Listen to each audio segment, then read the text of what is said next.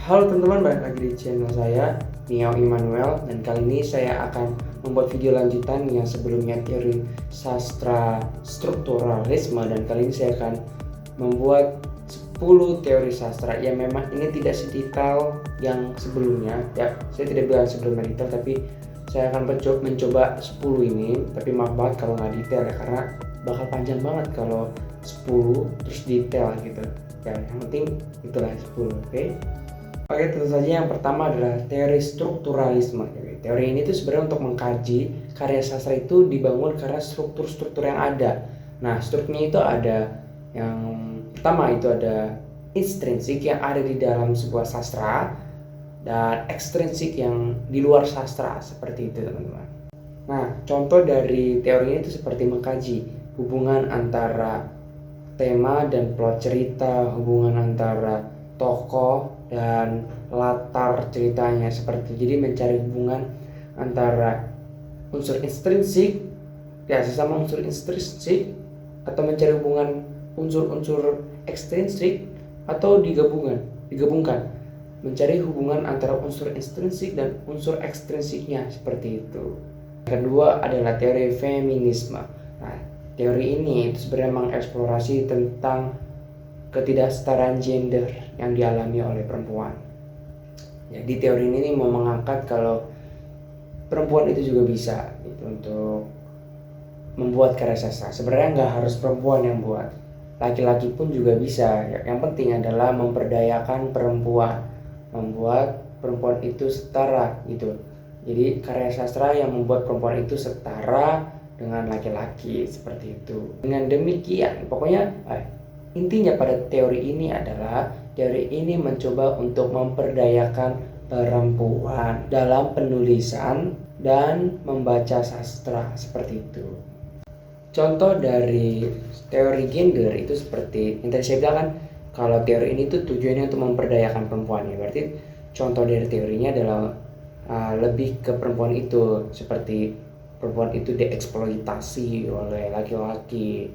Terus itu maksudnya menggambarkan sastra itu menggambarkan seperti itu ya, perempuan dieksploitasi oleh laki-laki seperti itu. Dan terus perempuan juga bisa bermanfaat bagi masyarakat, seperti itu, seperti membantu masyarakat dalam pemilihan umum atau menjadi salah satu pemimpin juga bisa ya. Itu jadi dibuat sastranya, dibuat cerita, cerpen, puisi, itu pokoknya yang bisa mengubah gitu doktrin lama patriarki yang ada di Indonesia atau yang ada di dunia ini menjadi oh enggak ya, perempuan itu juga bisa berkembang, perempuan itu juga bisa jadi pemimpin, kita itu setara.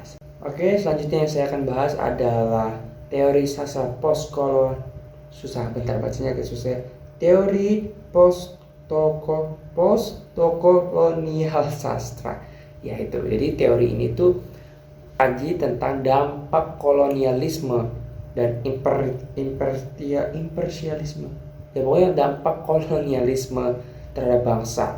Nah jadi kan misalkan ada kolonialisme, nanti sastranya pasti ada lah tentang kebangsaan, tentang bela negara, tentang kita tuh tidak boleh ditindas, pasti ada seperti itu. Karena sih tindakan kolonial itu bisa mempengaruhi sastra. Contoh penerapan dari teori postkolonial sastra ini adalah novel Siti Nurbaya, terus ada Bumi Putra, ada Kadet 1947, cerita-cerita tentang kebangsaan kita seperti Ibu Kita Kartini, biografi dari Soekarno-Hatta, ya pokoknya tentang kebangsaan kita, tentang cara merebut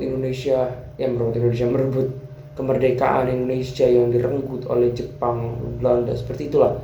Makanya karya-karya sastra yang menyangkut tentang kebangsaan, tentang postkolonial ya, penjajahan itu ya itu berdasarkan dari teori tersebut. Selanjutnya adalah teori sastra yang saya sangat suka, yaitu adalah teori sastra deskonstruksi ya, karena nah ini ngomongin tentang makna. Katanya makna itu di dalam teori ini tidak statis, dia fluktuatif, berubah-ubah gitu.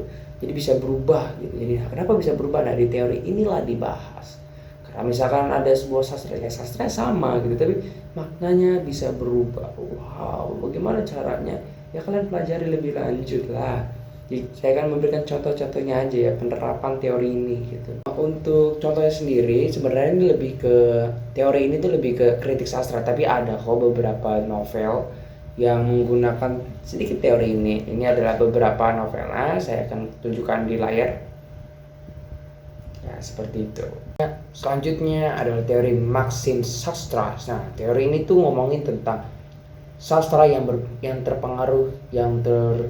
terpengaruh oleh ekonomi dan sosial. Nah, dalam teori ini dipahami sebagai cermin dan struktur kelas dan konflik sosial dalam masyarakat kapitalis. Seperti ngomongin tentang sosial dan ekonomi, dia tuh kayak mengkritik yang dalam karya sastra itu bagaimana sih dia menggambarkan antara sosial dan ekonomi dalam sastra tersebut, seperti itu. Jadi menganalisis sastra pada perspektif ekonomi dan sastra seperti itu ya. Dalam teori ini dipahami sebagai cermin dari struktur kelas dan konflik sosial dalam masyarakat kapitalis. Jadi kan ada yang namanya kaum borjuis, kaum yang memiliki tanah, dan kaum apa ya, yang biasanya tidak memiliki tanah gitu kan. Kaum borjuis masih pekerjaan, ya masih tanah tapi dia nggak kerja gitu. Yang kaum biasa yang kerja gitu tapi dia dapat duit kayak gitu. Nah, contoh karya sastranya yang saya temukan itu ada The Grapes of Wrath. Dia itu mengkritik dan menggambarkan bagaimana sih kaum borjuis, kaum yang kaya itu menyiksa, terus memanfaatkan, menguras tenaga orang-orang yang tidak memiliki uang, memiliki tanah, seperti itu. Selanjutnya ada teori semiotika. Teori semiotika ini untuk mengkaji sebuah tanda, sebuah makna, sebuah simbol dalam karya sastra. Jadi apa makna dari suatu apa makna yang ada dalam sastra, apa ini tanda. Jadi tanda-tanda itu ada artinya gitu, simbol-simbol ini ada artinya.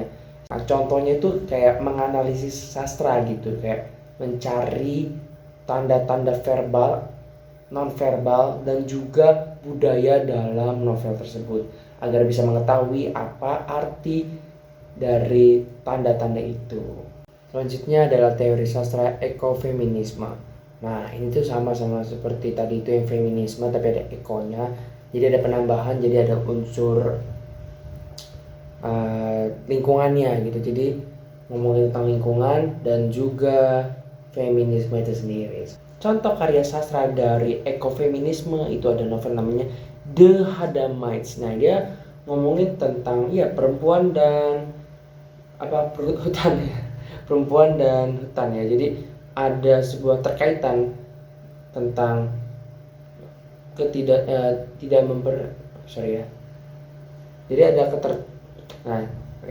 contoh dari ekofeminisme itu adalah novel The Hadamites. Ya, jadi dia ada membuat hubungan antara hutan ya dan perempuan.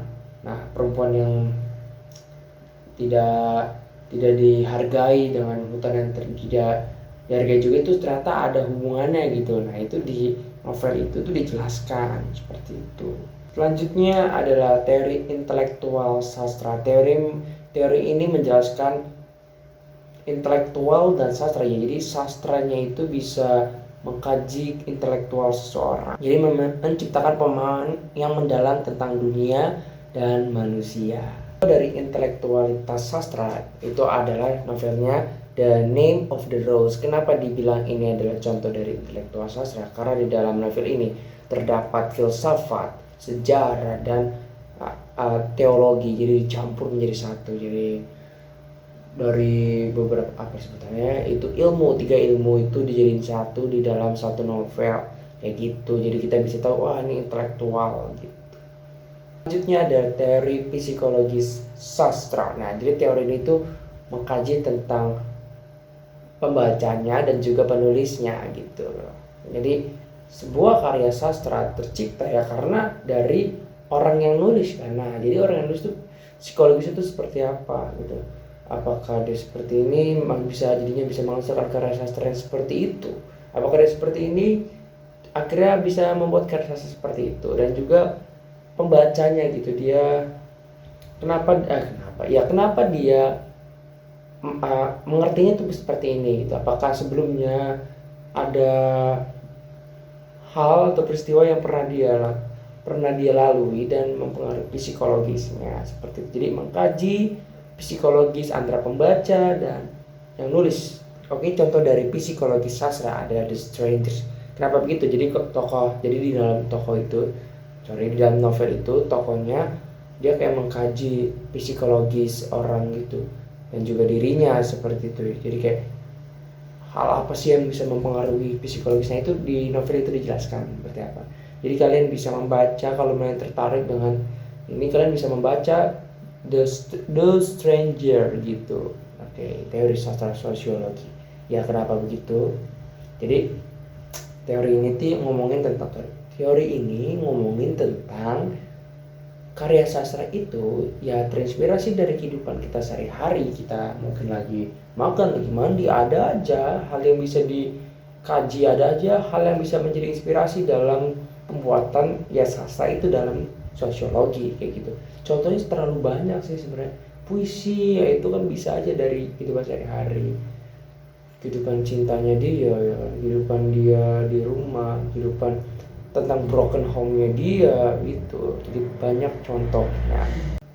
Baik, terima kasih telah mendengarkan penjelasan saya. Saya tahu saya kurang dalam menjelaskannya. Saya mohon maaf, semoga kalau misalkan ada kesempatan lagi saya bisa menjelaskan dengan baik. Jika ada tugas-tugas video lagi, saya akan menjelaskannya dengan lebih baik lagi. Terima kasih yang telah mendengarkan video ini atau menonton video ini. Bye bye.